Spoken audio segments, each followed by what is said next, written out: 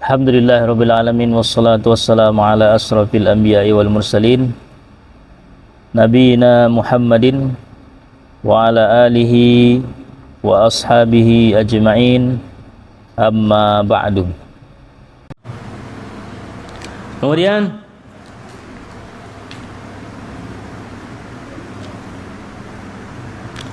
tujuan kita belajar akidah, belajar tauhid, agar kita bisa menjauhi lawannya.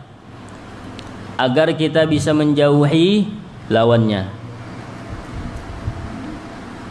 Salah satu ucapan yang masyhur adalah arabtu syai' la arabtu syarra la li syarri walakin litawaqqihi man la ya'rifu syarra minal khairi yaqa' fihi. Aku mempelajari suatu keburukan, aku mencari tahu apa itu keburukan bukan untuk melakukannya, akan tetapi aku mempelajari keburukan untuk bisa menjauhinya. Jadi tujuan kita belajar akidah yang sahih, nah itu tujuannya biar kita selamat dari lawannya. Dan ikhwan dan akhwat yang dirahmati oleh Allah Subhanahu wa taala, musibah yang paling besar zaman sekarang, musibah dakwah yang paling besar zaman sekarang itu biasanya bukan muncul dari masalah fikih, bukan. Karena masalah fikih kalau kita lihat, orang-orang yang menyimpang akidahnya itu fikihnya bagus-bagus. Kalau kita tanya masalah fikih, sama dalil-dalilnya paham, kadang khilaf-khilafnya paham, rojih-rojihnya dia paham. Banyak ustaz-ustaz yang kondang-kondang yang di media massa itu kan banyak, masalah fikih mereka itu sangat paham. Tapi kalau kita tanya masalah manhaj, masalah akidah, mereka itu bobrok, hancur. Makanya masalah yang paling penting sekarang adalah masalah akidah. Anda nggak siapa menyebutkan sebagian nama ya. Ikhwanul Muslimin, kenapa dia menyimpang? Karena masalah akidah. Hizbut Tahrir, kenapa dia menyimpang? Karena masalah akidah. Syiah, kenapa dia menyimpang? Karena masalah akidah. Asy'ariyah, kenapa dia menyimpang? Karena masalah akidah. Maturidiyah, kenapa dia menyimpang? Karena masalah akidah. Khawarij, Qadariyah, Jabariyah, dan semua firqah-firqah sesat yang dikatakan oleh Rasulullah, umatku akan terbagi menjadi 73 golongan, bukan karena fikih, bukan gara-gara fikih, tapi gara-gara akidah. Makanya bab-bab akidah itu nanti dibagi beberapa pembagian.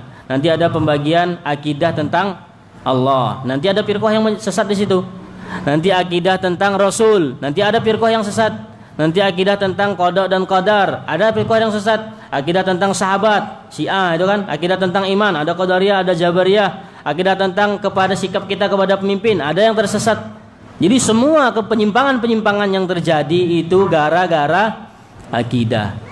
Makanya penting bagi kita untuk mempelajari akidah.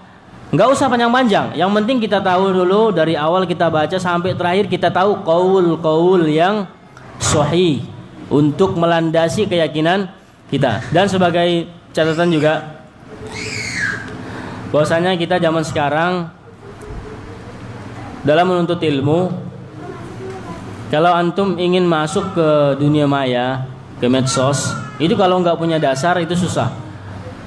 Kalau nggak punya dasar apa akidah yang sahih, itu susah. Nanti semua ucapan itu benar, masuk syubhat. Nah, kalau mau masuk ke dunia maya, ke medsos, itu harus ada pendasaran. Nah, kan kalau kita di sini kan susah mau mondok pesantren, ya kan, belajar rutin setiap hari itu susah. Nah, pendasaran itu kita akan berikan pada kajian-kajian rutin. Bukan pada daurah-daurah, bukan. Belajar agama itu bukan pada daurah-daurah. Karena daurah itu secara umum pembahasannya. Adapun yang lebih terperinci, lebih spesifik, poin-poin kita baca dari awal sampai akhir. Nanti kalau ada masalah bisa bertanya, itu pada kajian rutin. Makanya yang terpenting bagi kita adalah menghadiri kajian rutin, jangan sampai absen. Ini kan soal sudah dilengkapi nanti materinya, ada fikih, ada akidah, ada manhaj, ada tafsir dan seterusnya. Jadi kalau bisa kajian-kajian rutin seperti ini selalu dihadiri.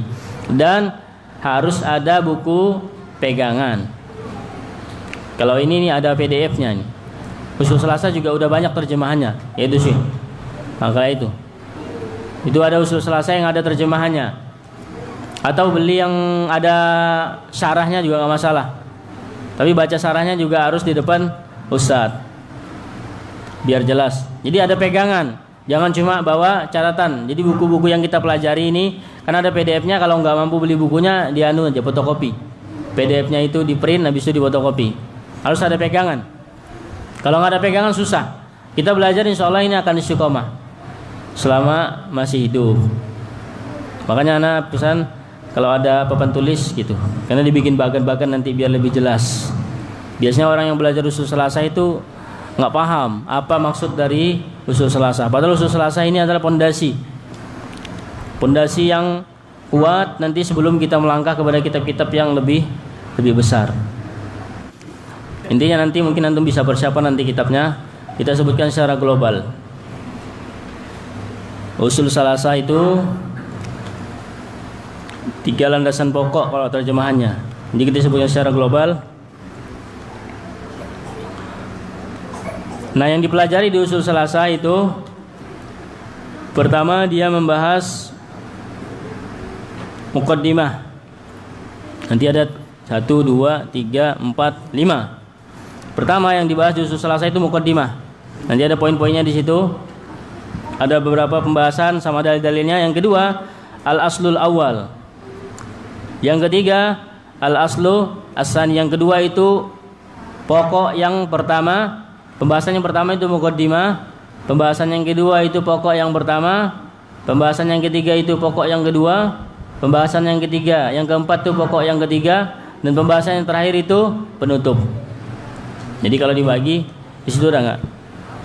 Kalau dibagi itu menjadi 5 poin. Nah, nanti tiap poin itu ada pembahasan masing-masing. Nah, di awal kita tidak akan langsung mensyarah. Tiap poin pertama pembukaan. Kita akan bikin bagan biar kita tahu secara umum isinya usul salasah itu seperti apa. Yang kedua, pembahasan usul atau aslu yang pertama, pokok yang pertama. Nah, itu kita akan bikin bagannya, pokok yang pertama itu isinya apa. Yang ketiga, pokok yang kedua, terus pokok yang ketiga, terus penutup. Jelas ya?